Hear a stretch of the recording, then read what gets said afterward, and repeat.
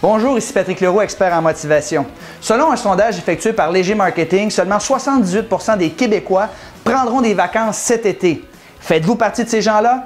J'espère bien que c'est le cas pour vous. J'espère que vous ne faites pas partie du 22% des Québécois qui ne prendront pas de vacances cet été. Parce que les vacances, selon moi, ça constitue un des meilleurs moyens de réduire son stress et d'augmenter sa performance au travail.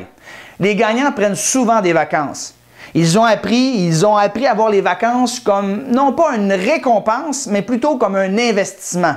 Un investissement dans leur santé physique, mentale, émotionnelle et relationnelle. Les études ont démontré qu'il est préférable de se reposer peu et fréquemment que de se reposer pendant de longues périodes, mais rarement. Donc, prendre des vacances l'été, c'est bien, mais plutôt que de prendre des vacances seulement l'été, je vous suggère plutôt de prendre des vacances aux 3 ou 4 mois, si votre situation le permet évidemment. En prenant des vacances seulement durant la saison estivale, vous travaillez environ à 60% de vos capacités le reste de l'année. Alors que si vous rechargez votre batterie régulièrement, vous travaillerez alors toujours à 100% de vos capacités.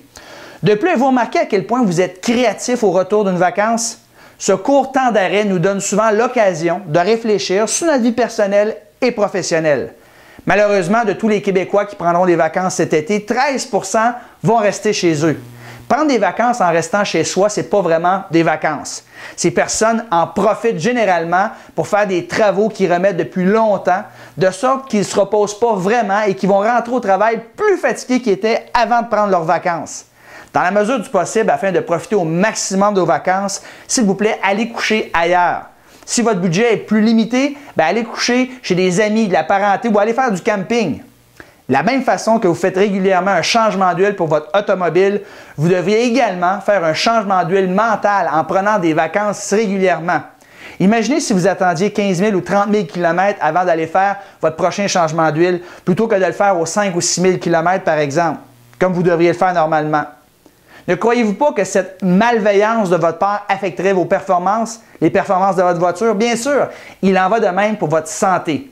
Prévenez la fatigue par le repos et les vacances et vous préviendrez le stress. Donnez toujours priorité à vos vacances car vous le méritez bien. Rappelez-vous, les vacances, ce n'est pas une récompense, mais bien un investissement. Sur ce, je vous souhaite bon succès